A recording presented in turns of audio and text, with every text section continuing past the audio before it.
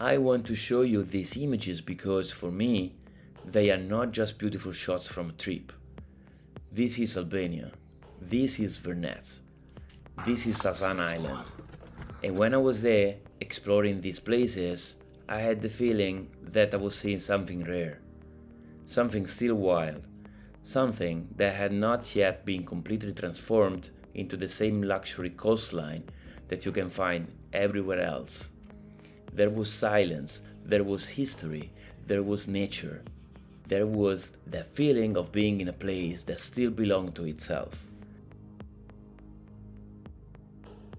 Sazan Island especially felt different. It is an island with a strange and powerful past, once a military zone, closed for decades, full of abandoned structures, bunkers, old buildings, and stories left behind.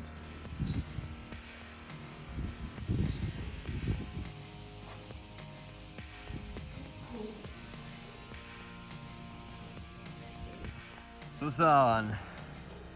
This is another view of the old hospital, and then here there is a sort of cave built in the rocks. For someone like me, who loves exploration, it was one of the most fascinating places I visited in Albania. And Zvernec, with the lagoon, the wetlands, the birds, the sea, the monastery, the landscape around Vjosa-Narta, it felt fragile but alive. That is why what is happening now touches me personally.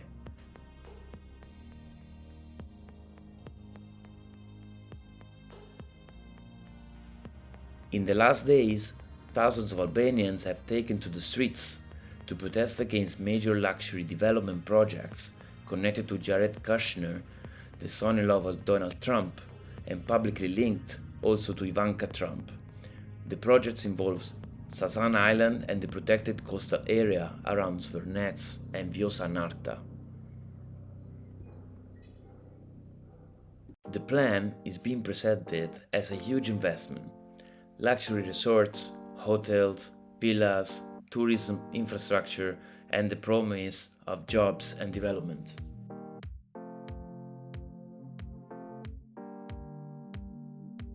The Albanian government, led by Prime Minister Edi Rama, has defended the project, saying it can help turn Albania into a high-end tourism destination and attract foreign investment. But many Albanians are saying, at what cost? Environmental groups and local people fear that these developments could damage one of the most delicate ecosystems in the country. The Vjosa-Narta area is not just empty land, it is a protected wetland. It is home to flamingos, migratory birds, sea turtle nesting areas, and rare species like the Mediterranean monk seal. And Sazan Island is not just a piece of real estate, it is part of Albania's history, part of its identity, and part of a coastline that still has something raw and unique. The protests grew after fences, barbed wire, and heavy machinery appeared around parts of the area. For many people, this was the moment when the issues stopped being abstract. It was no longer just a project on paper, it became physical, it became visible, it became urgent. People started chanting, "Albania is not for sale." And I think that sentence says everything. Because this is not only about one resort, it is about a bigger question. Who has the right to decide the future of a place? Is nature just something to be monetized? Is heritage just something to be packaged for luxury tourism? Can a country develop without losing the very things that make it special? I understand that Albania needs investment. I understand that tourism can bring work, money, and opportunities. But development should not mean destroying the places that make people fall in love with Albania in the first place. When I look back at this footage, I do not see an empty island waiting to become a resort. I see a place with memory. I see abandoned military buildings, wild coastlines, birds, clear water, and landscapes that feel almost untouched. Without real public debate, and without protecting the ecosystems and communities that already exist there. I made this video because I was lucky enough to see these places before all of this became international news.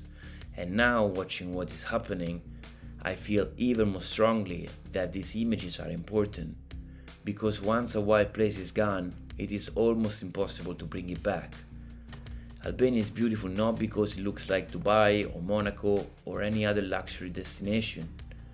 Albania is beautiful because it is Albania. I see a country that deserves attention, yes, but also respect. And maybe that is why these protests matter.